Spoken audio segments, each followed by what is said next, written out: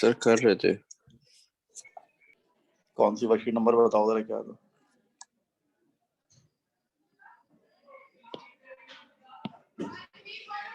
Worksheet number 34 34 कर रहे थे।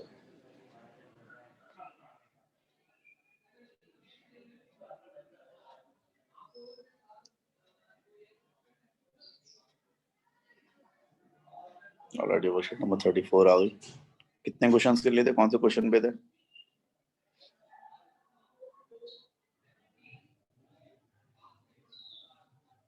ना बताएं, आखिरी क्वेश्चन कौन सा किया था?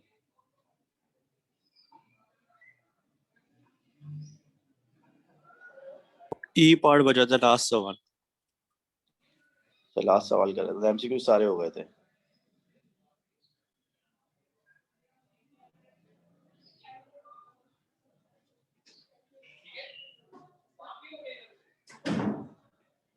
चाहिए तो लास्ट क्वेश्चन कर रहे थे हम लोग। सो ई पार्ट रह गया था इसका। एंगल शेंगल निकाल लिया था सब ये? जी। चलो सवाल देखना पड़ेगा इसमें है था क्या। एक बच्चा था, वो स्लाइड से स्लाइड डाउन कर रहा था और स्लाइड डाउन कर कर वो ऊपर जा रहा था, फिर वापस नीचे आया था। पॉइंट ए पर उसकी स्पीड 18 थी और वो पॉइंट ए से पॉइंट बी जा रहा था, तो उसके वेलोसिटी टाइम ग्राफ बना था, टाइम आया था, डिस्प्लेसमेंट आया था, एक्सीलरेशन आया था, फ्रिक्शनल फोर्स आई थी, एंगल आया था, वगैरह वगैरह। पार्टी में ये कह रहा है the child on the sledge blows a whistle between t is equals to 4 seconds and t is equals to 8 seconds. The whistle emits sound of frequency 900 hertz. The speed of the sound in the air is 340 meter per second. A man is standing at point A hears the sound. Use figure 3.2 to determine the initial frequency of the sound heard by the man. यानी कह रहा है कि ये जो बच्चा है, ये बच्चा सीटी भी बजाता है। तो ये बच्चा जो सीटी बजाता है, उसकी सीटी से जो फ्रीक्वेंसी निकलती है, वो फ्रीक्वेंसी कितनी है? वो फ्रीक्वेंसी 900 हर्ट्ज है। और ये बच्चा कितनी स्पीड से मूव कर रहा है? 18 मीटर पर सेकंड की स्पीड से मूव कर रहा है पॉइंट ए पर। कह रहा है पॉइंट ए पर, पॉइंट बी पर एक शरीफ आदमी खड़ा हुआ है, जब वो इस फ्रीक्वेंसी को सुनेगा, इस विसिल को सुनेगा, तो उसको फ्रीक्वेंसी क्या सुनाई देगी? अब देखें, आपको चीज बताई थी हमने, डॉपलर इफेक्ट। डॉपलर इफेक्ट में होता था कि आपके पास एक लिसनर होता था जो कि स्टेशनरी होता था। ठीक है, आपके पास एक लिसनर होता था जो कि स्टेशनरी होता था, और आपके पास एक सोर्स ऑफ साउंड होती थी या सोर्स ऑफ वेव होती थी। अब वो सोर्स ऑफ वेव या तो स्टेशनरी लिसनर के पास जाती थी स्पीड v के साथ, या फिर स्टेशनरी लिसनर से दूर जाती थी स्पीड v के साथ। ठीक है, सॉरी, vs के साथ और vs के साथ। जो ये इसकी वेव होती थी, उस वेव की जो स्पीड होती थी वो v होती थी, और सोर्स जो फ्रीक्वेंसी फेंकती थी उसकी फ्रीक्वेंसी fs होती थी, और लिसनर को जो फ्रीक्वेंसी सुनाई देती थी वो fo होती थी या f नॉट होती थी। ठीक है, तो इस सिचुएशन को अगर हम यहाँ पर अप्लाई करें, तो सोर्स यहाँ पर ये लड़का है, ये लड़का सीटी बजा रहा है तो उससे आवाज निकल रही है ना। तो उस लड़के की जो स्पीड है, यानी सोर्स की जो स्पीड है, वो कितनी है? वो है 18 मीटर पर सेकेंड। इस सोर्स की जो स्पीड है, यानी इस लड़के की जो स्पीड है, वो कितनी है? वो है 18 मीटर पर सेकेंड। और लड़का जो फ्रीक्वेंसी जो फेंक रहा है, वो फ्रीक्वेंसी कितनी है? फ्रीक्वेंसी है 900 हर्ट्ज। ठीक है, लड़का जो फेंक रहा है फ्रीक्वेंसी, वो फ्रीक्वेंसी कितनी है? फ्रीक्वेंसी है 900 हर्ट्ज। ये जो वेव फेंक रहा है, वेव है आवाज, और उस आवाज की स्पीड दी हुई है आपको 340 मीटर पर सेकेंड। ये कहाँ लिखा हुआ है? यहाँ पे लिखा हुआ है भाई, the speed of sound in air is 340 metre per second. ठीक है, और वो आपसे कह रहे हैं कि उस बंदे को जो सुनाई देगी फ्रीक्वेंसी एफओ, वो कितनी होगी? अब हमने फॉर्मूला पढ़ा था कि एफओ जो होता है वो बराबर होता है किसके? बराबर होता है v upon v plus minus V S into F S. इसमें जब अवेज आता है, जब वो अवेज आता है, तो एफ नॉट बराबर होता है किसके? v upon v plus V S into F S के। और जब सोर्स ऑफ साउंड है टूवर्ड्स द लिसनर आती है, तो फिर एफ किसके बराबर होता है? v upon V minus VS into FS। ठीक है, तो ये जो चीज है यहाँ पर जो है वो जो सोर्स है वो लिसनर के पास जा रही है, तो हम यहाँ पे माइनस वाला फॉर्मूला लगाएंगे, प्लस वाला, यहाँ पर हम माइनस वाला फॉर्मूला लगाएंगे। तो माइनस वाला फॉर्मूला लगाएंगे तो एफ ओ किसके बराबर हो जाएगा, एफ ओ बराबर हो जाएगा वी, यानी कि स्पीड ऑफ साउंड कितनी है 340, फिर अगेन 340, और बच्चे की स्पीड कितनी है, यानी सोर्स ऑफ साउंड की स्पीड है 18, और उसको मल्टीप्लाई करना है आपको 900 से, तो जाएगा 340 इंटू 900 डिवाइड बाय, इसमें से 18 माइनस करेंगे तो हो जाएगा 322।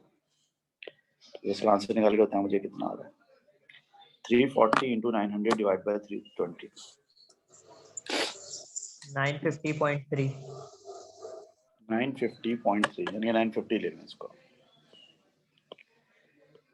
950.3 यानी कि 950 हर्ट्ज इसका आंसर आप समझ लो। ठीक है, 950 हर्ट्ज इसका आंसर हो जाएगा। ठीक है जी, इसका आंसर 950 हर्ट्ज हो जाएगा। इसको मैं काम करता हूँ, इसको मैं यहाँ पे कॉपी पेस्ट कर देता हूँ।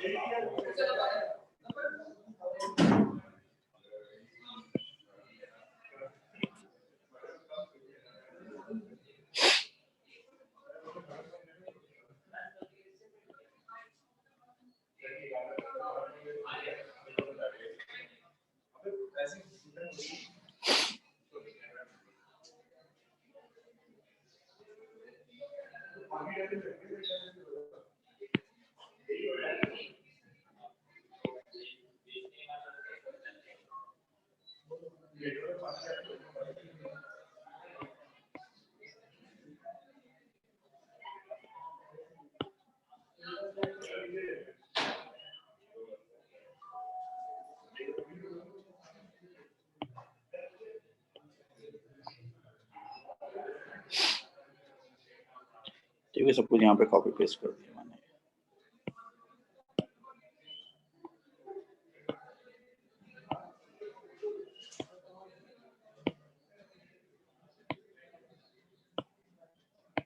ठीक है जी, तो आपका फुल एंड फाइनल आंसर कितना आ गया था, 950 हर्ट्ज आपका फुल एंड फाइनल आंसर आ गया था। चलिए आगे चलें। Describe and explain qualitatively the variation if any in the frequency of the sound heard by the man। कह रहे हैं कि ये बताएं कि एक फ्रीक्वेंसी में क्या वेरिएशन आएगी। देखिए जैसे जैसे बच्चा पास जाता रहेगा उसको फ्रीक्वेंसी तो ज़्यादा सुनाई देती रहेगी। अभी फ्रीक्वेंसी 900 से 950 हुई थी, तो और जितना पास जाएगा तो वो फ्रीक्वेंसी जो इसकी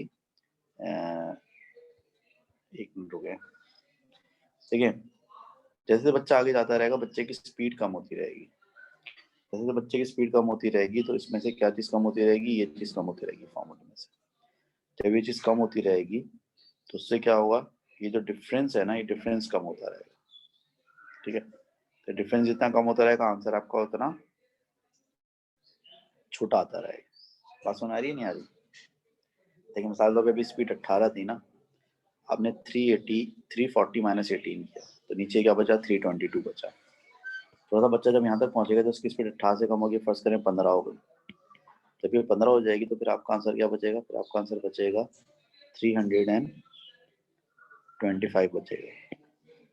फिर आगे जाके बच्चे की स्पीड और कम होकर फर्स्ट करें 8 हो गई, तो यहाँ पर क्या बचेगा, यहाँ बचेगा 332 बचेगा। आगे जाके और स्पीड जो 2 हो गई मिसाल का बच्चे की, तो यहाँ क्या बचेगा, यहाँ फिर बचेगा 338। और जैसे जैसे आपका डिनोमिनेटर बढ़ता रहेगा आपका जो फ्रीक्वेंसी का आंसर क्या होता रहेगा, कम होता रहेगा। ठीक है, तो इसलिए जो है ये जो फ्रीक्वेंसी जो सुनाई दे रही है आदमी को ये कम होती रहेगी। इसकी वजह क्या है, as the child moves up its speed decreases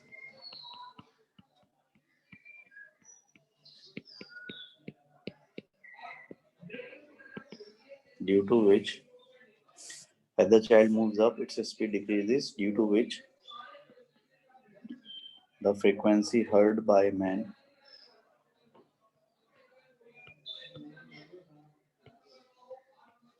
due to which the frequency heard by man decreases. ठीक है जी, so that is all about it. ये वर्कशीट आपकी कंप्लीट हो गई।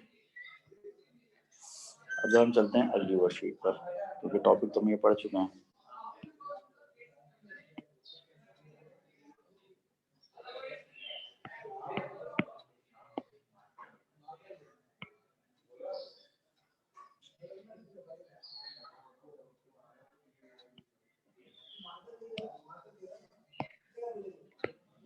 हम चलते हैं अगली वर्कशीट की तरफ। ये वर्कशीट कौन सी थी? ये वर्कशीट 34 थी ना, अब 35 पे चलते हैं।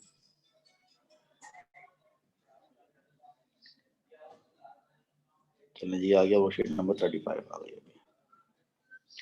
पहला सवाल कहने के with which types of wave can the Doppler shift be observed?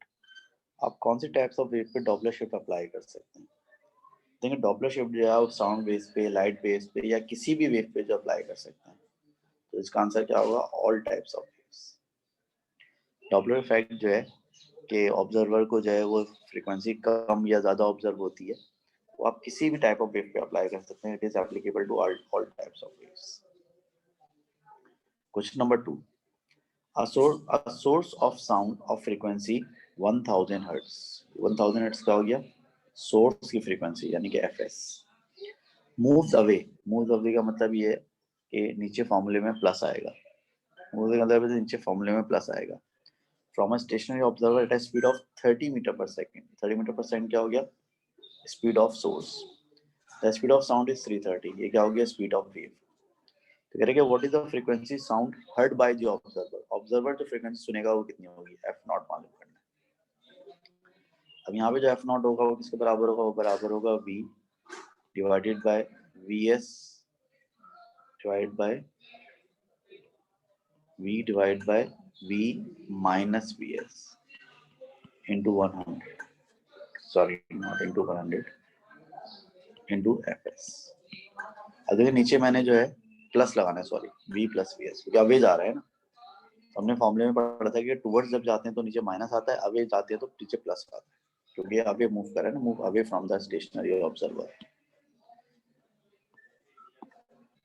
तो भाई आपकी जो स्पीड ऑफ साउंड है वो कितनी है? स्पीड ऑफ साउंड आपकी है 330। नीचे फिर स्पीड ऑफ साउंड आएगी 330 और प्लस आएगा 30 और ये मल्टीप्लाई होगा फ्रीक्वेंसी ऑफ सोर्स जो कि है 1000। आंसर देखो जरा कितना आ रहा है।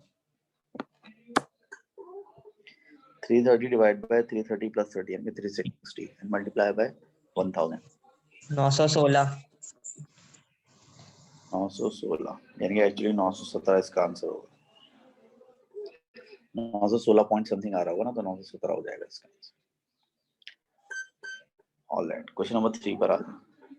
कह रहे हैं a high speed train approaches a stationary observer. Approaches का मतलब क्या है? टूवर्ड्स, यानी कि नीचे जो है वो माइनस आएगा फॉर्म में।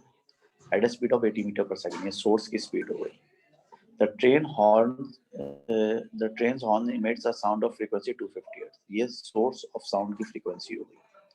The speed of sound is 340 metre per second, ये स्पीड ऑफ वेव हो गई। So what is observed frequency of the sound from the horn. तो ऑब्जर्व फ्रीक्वेंसी क्या होगी? यानी जो फ्रीक्वेंसी आपको आप ऑब्जर्व करेंगे वो फ्रीक्वेंसी कितनी होगी? तो देखें भाई यहाँ पर टूवर्ड्स आ रहे हैं ना, तो नीचे माइनस आना चाहिए, यानी कि एफ नॉट बराबर होगा किसके?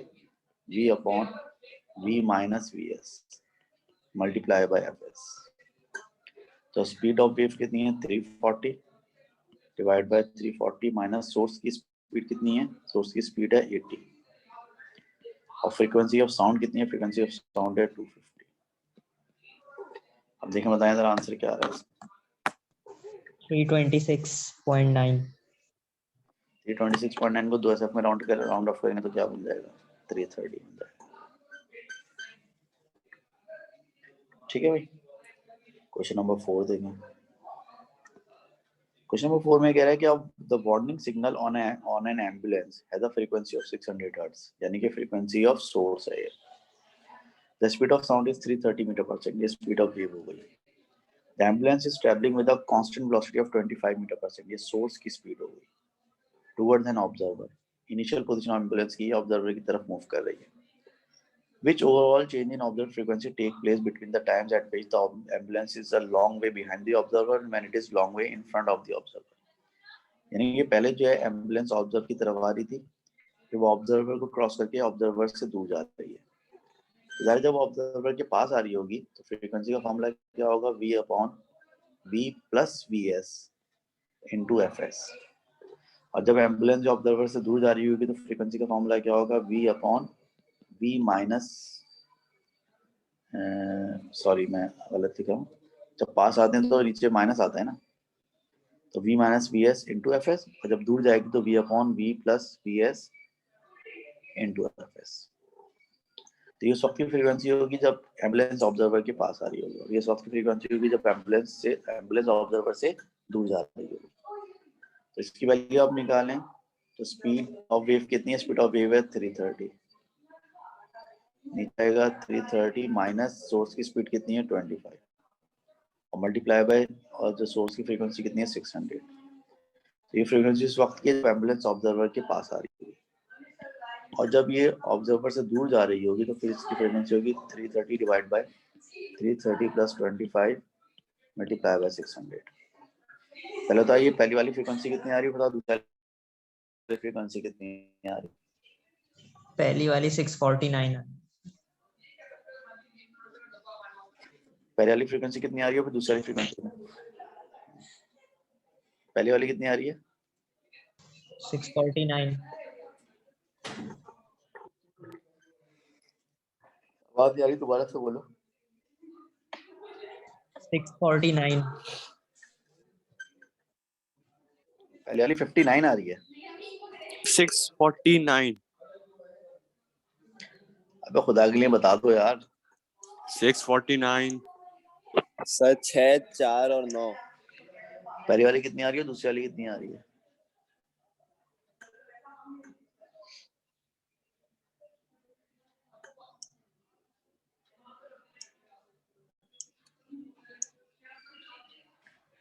फर्स्ट आ रही है 649, चलो 649 हो गई। और दूसरी वाली कितनी आ रही है?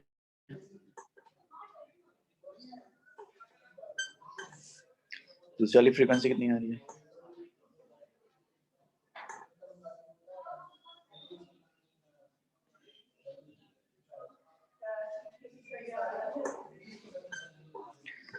चलिए 558।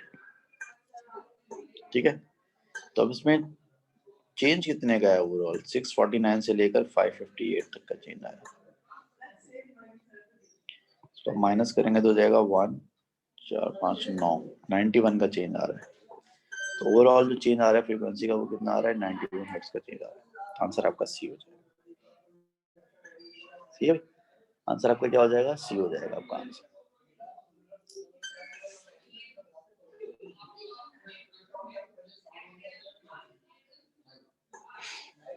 क्वेश्चन नंबर 5 पर आ जाए।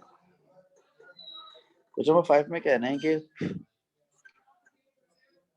a jet aircraft travels at a speed of 0.8 v, where v is the speed of sound.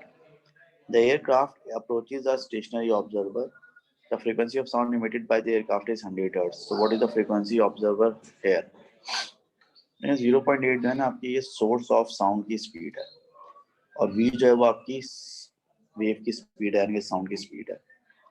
Aircraft approaches a stationary observer, यानी कि एयरक्राफ्ट कहाँ जा रहा है? एयरक्राफ्ट जो है वो टुवर्ड्स जा रहा है। फ्रीक्वेंसी ऑफ साउंड जो एयरक्राफ्ट इमिट कर रहा है वो 100 हर्ट्ज है, यानी कि ये सोर्स की फ्रीक्वेंसी है। फिर what is the frequency observed, यानी कि एफ आपको मालूम करना है क्या। अब देखिए टुवर्ड्स का फॉर्मूला क्या होता है? टुवर्ड्स का फॉर्मूला होता है F O is equals to V divided by V minus V S multiply by F S. तो जो स्पीड ऑफ वेव है वो तो है जनाब आपकी v दोबारा से, और जो आपकी एयरक्राफ्ट की स्पीड है वो 0.8 v है, और जो फ्रीक्वेंसी ऑफ सोर्स है वो 100 हर्ट्ज है। तो f हो जाएगा v divide by 0.2 v multiply by 100, तो इसका आंसर आ जाएगा 500 हर्ट्ज। तो आपको जो फ्रीक्वेंसी ऑब्जर्व होगी वो 500 हर्ट्ज यानी कि डी ऑब्जर्व होगी। ये भी सही है भाई। Question number 6। क्वेश्चन नंबर 6 में कहना है कि a binary star consist of two stars rotating around a common centre. Light from one of the stars is observed on the earth. The observed frequency of the light varies between maximum and minimum frequency as shown. The rotation of the binary star increases. So what is the change to maximum frequency to the change to minimum frequency? अच्छा,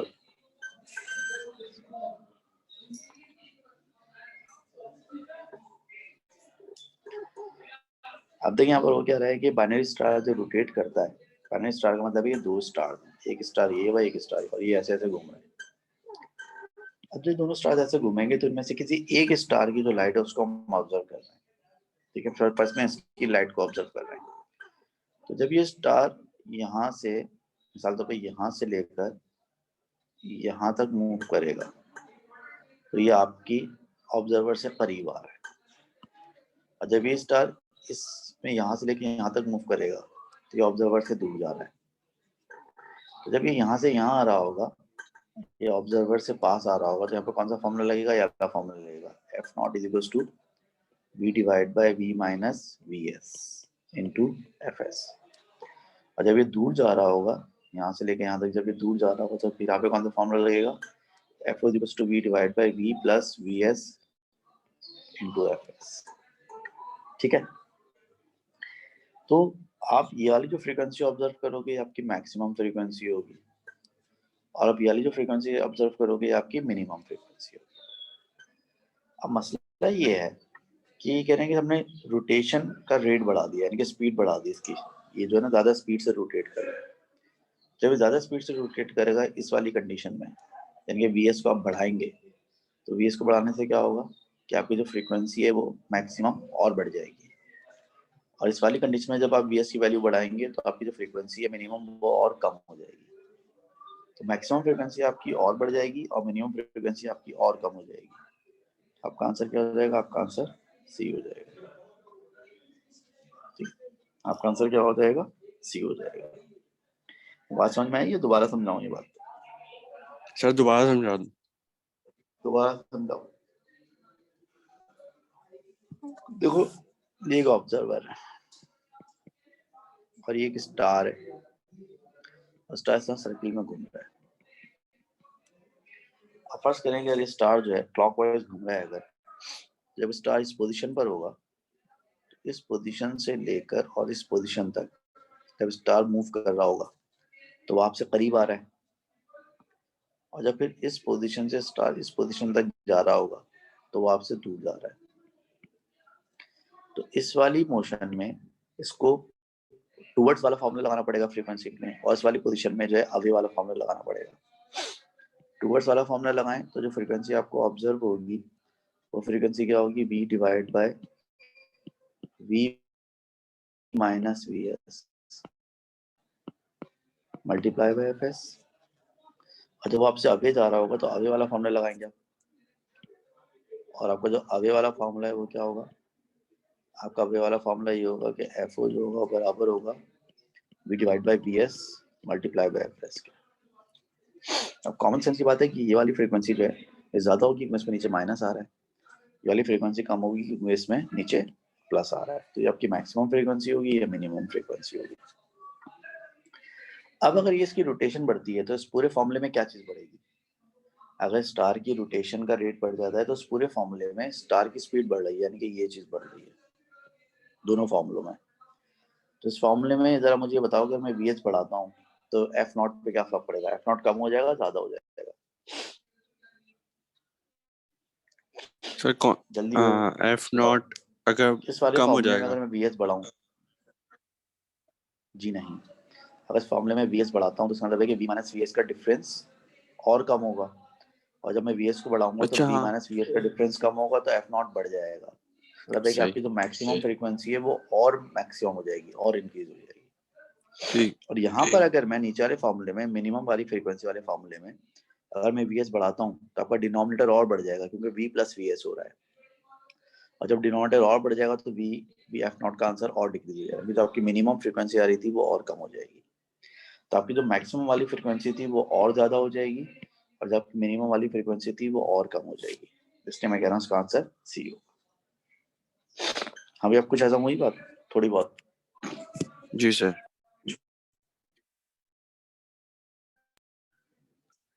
चलें, सही है। तो और आगे चलते हैं।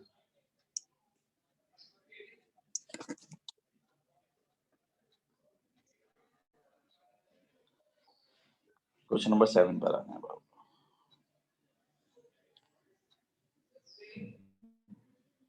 Question number 7 में कह रहा है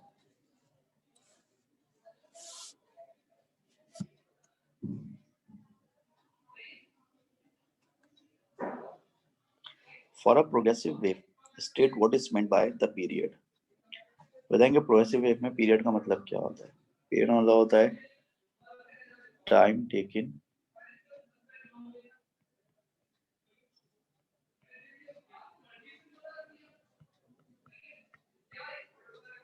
to complete one oscillation or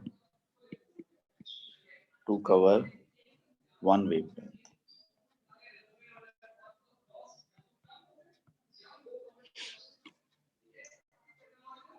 ठीक है, यानी कि पीरियड का मतलब होता है कि एक ऑसिलेशन को कंप्लीट करने में और एक वेवलेंथ को कवर करने में जो टाइम लगता है उसको आप टाइम पीरियड कहते हैं।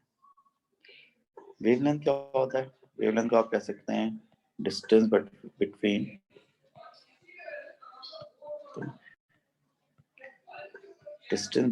two consecutive crests or troughs।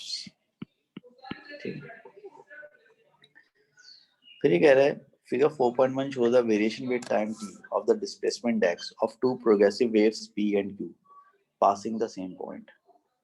ये वाली जो वेव है ये आपकी p है, और ये वाली जो वेव है कौन सी, ये वाली, ये आपकी वेव q है। कह रहे the speed of wave is 20 centimetre पर सेकंड, यानी दोनों एक जैसी वेव हैं, दोनों की स्पीड बराबर है, लेकिन वो दोनों जो है ना आगे पीछे मूव कर रही हैं। कह रहे determine the phase difference between the two waves. दो वेव्स में फेज डिफरेंस कितना है। अब देखें दो वेव में फेज डिफरेंस निकालने का तरीका क्या होता है। दो वेव्स के बीच में जो है फेज डिफरेंस निकालने का तरीका ये होता है कि आप उन दोनों वेव्स के कोई ना आइडेंटिकल पॉइंट चूज कर लें। मिसाल के तौर पर इसका ये वाला पॉइंट हमने इसकी पीक चूज कर ली, या इसका देखें इसका ये पॉइंट चूज कर लें, उसका ये पॉइंट चूज कर लें। सबसे आसान है पीक चूज कर लें। इसकी पीक यहाँ पर आ रही है और इसकी पीक यहाँ पर आ रही है। अब ये दोनों पीक्स हैं, दोनों पीक्स में देख लें गैप कितना है। ये पीक आ रही है यहाँ पे, ये वाली पीक आ रही है यहाँ पे। ठीक है, इन दोनों पीक्स में जो गैप है ये आपका यहाँ पर हो जाएगा, ये यहाँ पर क्या हो जाएगा, ये आपका जो है वो डेल्टा टी हो जाएगा। और आपको याद होगा कि फेज डिफरेंस का फॉर्मूला होता था delta T divide by time period और मल्टीप्लाई बाय 360 डिग्री। ठीक है, तो ये जो हो जाएगा आपका, ये क्या हो जाएगा, डेल्टा टी हो जाएगा। अब ये कितना बन रहा है, अभी मुझे नहीं पता कितना बन रहा है। 1 2 3 4 5 6 7 8 9 10 बॉक्सेस, और 10 बॉक्सेस जो किसके बराबर है, 10 बॉक्सेस यहाँ पर बराबर है 0.2 के बराबर है। 1 2 3 4 5 6 7 8 9 से 0.2 के बराबर। नीचे टाइम पीरियड आएगा, टाइम पीरियड का मतलब एक पूरी वेव का टाइम, एक पूरी वेव का टाइम गिरा यहाँ से लेके आता कि पूरी वेव का टाइम है 0.6 और मल्टीप्लाई इसको 360 डिग्री करना, तो ये पता नहीं कितना हो जाएगा, हो जाएगा 2 3 3 12 120 डिग्री। दोनों वेव्स में फेज डिफरेंस आ जाएगा 120 डिग्री का फेज डिफरेंस आ जाएगा दोनों वेव्स। ठीक, अच्छा तो फेज डिफरेंस निकाल दिया, वेवलेंथ निकाली नहीं मैंने। चलें वेवलेंथ भी निकाल देते हैं, मसला नहीं है।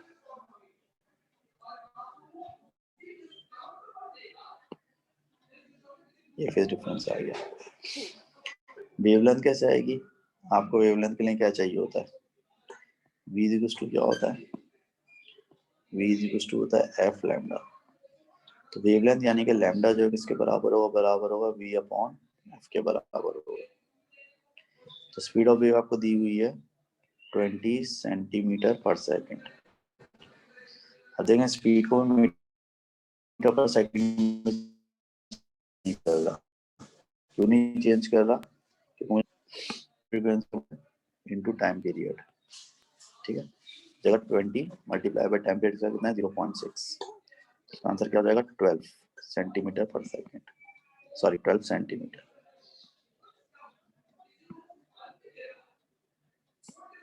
12 सेंटीमीटर की वेवलेंथ हो जाएगी।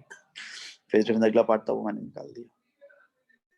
कह रहे calculate the ratio of intensity of wave q divide by intensity of wave p। अब देखिए intensity of q upon intensity of p का जो रेशियो होगा वो बराबर होगा एम्पलीट्यूड ऑफ q का square divide by amplitude of p का स्क्वायर। ये मैंने आपको फॉर्मूला लिखवाया था ना इंटेंसिटी में, I1 अपॉन I2 बराबर होता है A1 का स्क्वायर डिवाइड बाय A2 का स्क्वायर, ऐसी कुछ बात होती है हमारी। यहाँ पे जो एम्पलीट्यूड ऑफ q है वो देखेंगे कितना है, एम्पलीट्यूड ऑफ q जो है वो इतने डब्बे हैं, कितने डब्बे हैं 1 2 3 4 5 6 7 8 9 10 डब्बे। और एम्पलीट्यूड ऑफ p में कितने डब्बे आ रहे हैं 1 2 3 4 5 6 7 8 12 13 14 15। आप चाहे तो डब्बे काउंट कर लें चाहे वैल्यू ले लें। p के एम्पलीट्यूड की वैल्यू कितनी है, p के एम्पलीट्यूड की वैल्यू 2 है और q के एम्पलीट्यूड की वैल्यू कितनी है 3 है, ठीक है। तो एम्पलीट्यूड की वैल्यू ले लें आप, तो q का एम्पलीट्यूड है 2 का स्क्वायर और p का एम्पलीट्यूड है 3 का स्क्वायर, तो हो जाएगा 4/9 और 4/9 पता नहीं कितना होता है 0.44 होता है मेरे ख्याल से, तो रेशियो हो जाएगा 0.44। चेक करना 0.44 ही आ रहा है। Yes. ठीक है। क्या the two waves superpose as they pass the same point determine the resultant displacement at point 045। ये पार्ट अभी हमने पढ़ा हुआ नहीं है, ये सुपरपोजिशन जो है ना सुपरपोज वाला जो टॉपिक है ये भी हमारा अगला टॉपिक है, तो उसको अभी फिलहाल रहने दें। बहुत आसान है वैसे भी, आप लोग सुपरपोजिशन की सिर्फ पहली डेफिनेशन बताऊंगा तो आप खुद ही कर लेंगे। ऑलराइट, क्वेश्चन नंबर 8 देखें। क्या by reference to the direction of propagation of energy state what is meant by the longitudinal wave and transverse wave। Propagation of energy के हिसाब से लॉन्गिट्यूडनल और ट्रांसवर्स का मतलब क्या होता है। लॉन्गिट्यूडनल में जो वाइब्रेशन होती है वो प्रोपगेशन ऑफ एनर्जी के पैरेलल होती है, direction of propagation of energy के पैरेलल होती है। जबकि ट्रांसवर्स वेव में जो है वाइब्रेशन ऑफ पार्टिकल्स जो होती है वो direction of propagation of energy के परपेंडिकुलर होती है। तो लिखें कि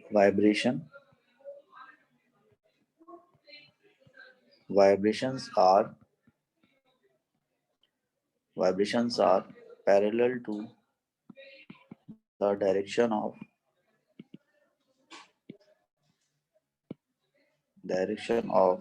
the propagation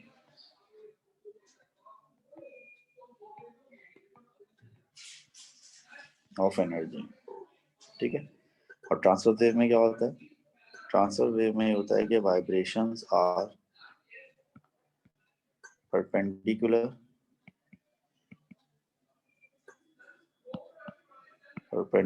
to the direction of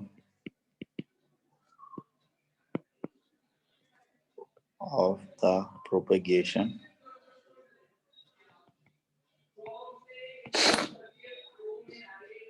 of energy, ठीक है जी। Here the intensity of a sound wave passing through air is given by the intensity of sound wave the. I का मतलब intensity, K constant है without units, V speed है, rho density है, F frequency है, A amplitude है। तो आप साबित करेंगे दोनों साइड्स की SI यूनिट सेम है। अब देखें I की जो SI I left hand side है और K V rho F square A square right hand side. पहले आप लेफ्ट हैंड साइड ले लें। लेफ्ट हैंड साइड पे जो यूनिट ऑफ इंटेंसिटी है वो क्या होगी, यूनिट ऑफ इंटेंसिटी जो होती है वो क्या होती है, वो होती है वॉट पर मीटर स्क्वायर। वॉट का मतलब क्या होता है जूल पर सेकेंड पर मीटर स्क्वायर। जूल का मतलब होता है Newton metre per second metre -2। और न्यूटन का मतलब क्या होता है, kilogram metre per second square into metre per second into metre minus 2। इसको आप सिंप्लीफाई करेंगे तो मीटर, दोनों मीटर मीटर माइनस 2 से कैंसिल हो जाएंगे, आ जाएगा किलोग्राम सेकंड माइनस 3। ये लेफ्ट हैंड साइड की यूनिट हो गई। अब आ जाए आप राइट हैंड साइड पर। राइट हैंड साइड पे लिखा हुआ है units of K V rho F square A square. K की कोई यूनिट नहीं है, वी है स्पीड, तो हो जाएगा मीटर पर सेकंड। रो है डेंसिटी, तो डेंसिटी हो जाएगी किलोग्राम पर मीटर क्यूब। एफ है फ्रीक्वेंसी, फ्रीक्वेंसी होती है सेकंड इनवर्स यानी कि हर्ट्ज का स्क्वायर। ए है एम्पलीट्यूड यानी कि मीटर का स्क्वायर। सिंप्लीफाई करेंगे तो मीटर का स्क्वायर और मीटर मीटर क्यूब, और मीटर क्यूब जो है मीटर माइनस 3 से कैंसिल हो जाएगा किलोग्राम सेकंड माइनस 1 और सेकंड माइनस 2, तो किलोग्राम सेकंड माइनस 3। तो आपने इसको क्या कर दिया, प्रूफ कर दिया। लेफ्ट हैंड साइड की यूनिट और राइट हैंड साइड की यूनिट बराबर बता दी, किलोग्राम पर सेकंड क्यूब, किलोग्राम पर सेकंड। फिर कह रहा है कि describe the Doppler effect. Doppler effect क्या होता है? डॉपलर इफेक्ट होता है कि अपीयरेंट चेंज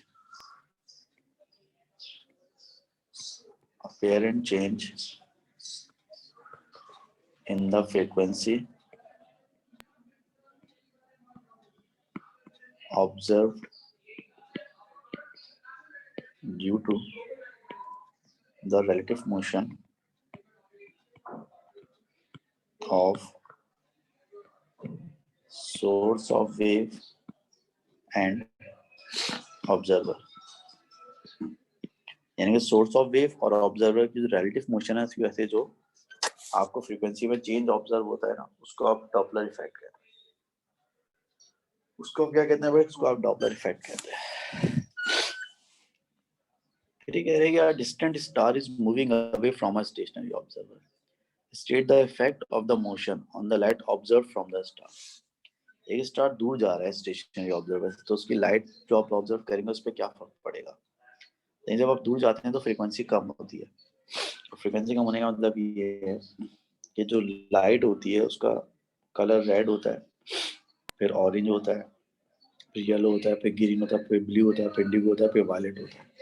ठीक है, तो फ्रीक्वेंसी कम होने का मतलब है कि उसका कलर वायलेट से रेड की तरफ शिफ्ट होगा, यानी कि फ्रीक्वेंसी जो ऑब्जर्व होगी वो कम ऑब्जर्व होगी।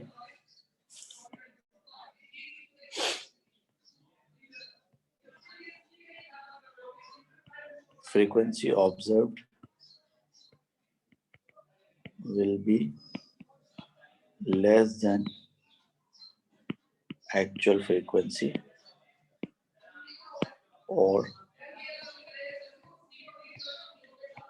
color of light shifts towards red। यानी या तो अभी ये कह सकते हैं उसकी फ्रीक्वेंसी आपको कम ऑब्जर्व होगी क्योंकि दूर जा रहा है, या फिर आप ये कह सकते हैं कि वो जो है उसका कलर ऑफ लाइट जो रेड की तरफ शिफ्ट होगा। फिर कह रहा है car travels at a constant speed towards the stationary observer. The horn of the car sounds at a frequency of 510 hertz and the observer heard the frequency of 550 hertz. The speed of sound is 340. So calculate the speed of the car. होता है कि आप towards the observer जा रहे हैं तो यहाँ पर आप टुवर्ड्स का फॉर्मूला लगाएंगे, यानी कौन सा formula? F naught is equal to V divide by V minus V S. जब आप टुवर्ड्स जाते हैं तो वी माइनस वी एस लगाते हैं और अवे जाते हैं तो वी प्लस वी एस लगाते हैं। कार का जो हॉर्न है उसके साउंड की फ्रीक्वेंसी है 510, यानी कि ये फ्रीक्वेंसी ऑफ सोर्स है। एंड जो ऑब्जर्वर हियर्स, ऑब्जर्वर जो ऑब्जर्व कर रहा है वो 550 कर रहा है। स्पीड ऑफ साउंड यानी स्पीड ऑफ वेव भी है। कह रहे हैं what is the speed of car, यानी कि सोर्स की स्पीड चाहिए। अब इस फॉर्मूले में आपको वीएस चाहिए। देखें एफ नॉट बराबर है किसका? एफ नॉट बराबर है V divide by V minus V S multiply by F S के। अब ऑब्जर्व फ्रीक्वेंसी है आपकी 550, स्पीड और साउंड जो है 340 डिवाइड बाय 340 और माइनस जो सोर्स की स्पीड है, जो कार की स्पीड है मालूम करनी है, और जो फ्रीक्वेंसी है वो है 510। तो 550 डिवाइड बाय 510 बराबर है 340 divide by 340 minus V S. Cross multiply करेंगे तो 340 माइनस वी एस बराबर होगा 340 इंटू 510 डिवाइड बाई 550 और 340 माइनस 340 इंटू 510 डिवाइड बाई 550 बराबर होगा VS के। तो सॉल्व करके बताएं क्या आंसर आएगा जल्दी से शाबाश।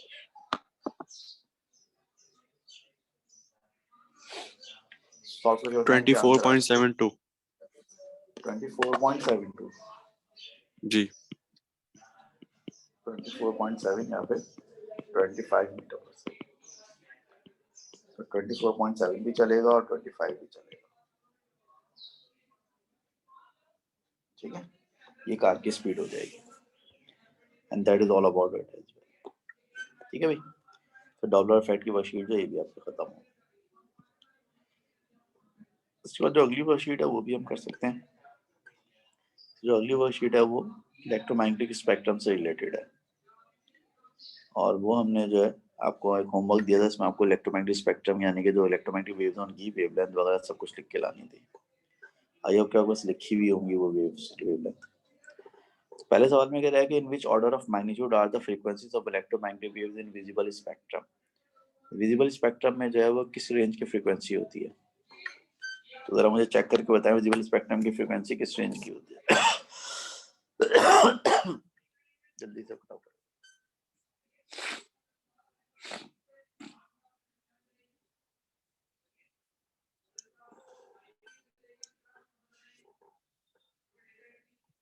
हाँ जरा देख के बताएं जरा, आप लोगों ने अगर फ्रीक्वेंसीज और वेवलेंथ वगैरह लिखी थी इलेक्ट्रोमैग्नेटिक वेव्स की तो मुझे देख के बताएं जरा।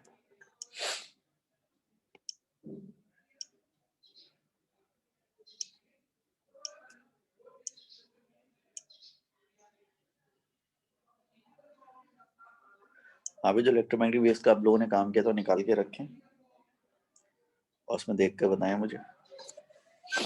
जैसे मैं आपको बता दूं जो विजिबल रेंज की जो फ्रीक्वेंसी होती है ना 10 की पावर 14 हर्ट्ज होती है। ठीक है, मेरा ख्याल है आप लोग एक काम कर लें, छोटी सी वर्कशीट है 10 MCQs है, आपने जो इलेक्ट्रोमैग्नेटिक वेव्स की जो रेंजेस वगैरह लिखी है ना वेवलेंथ वगैरह की उसको निकालें आराम से घर पे बैठे और ये 10 के 10 MCQs सॉल्व करें। और जब आप कॉलेज जाएंगे ना, कल आएंगे परसों आएंगे परसों से ये सॉल्व करके लेकर आइएगा, परसों क्लास में डिस्कस करते हैं इसको। ठीक है, परसों ऑनलाइन चलो बस ये तो बस आज के लिए इतना काफी है। हाँ आज के लिए इतना काफी है और हम जो है ना फिर ये वाली वर्कशीट जो है ना आप लोग परसों करके लाइएगा तो परसों से क्लास में डिस्कस करेंगे इसको। ठीक है, अभी फिलहाल बस इतना काफी है, मिलते हैं इंशाल्लाह परसों की क्लास में मिलते हैं।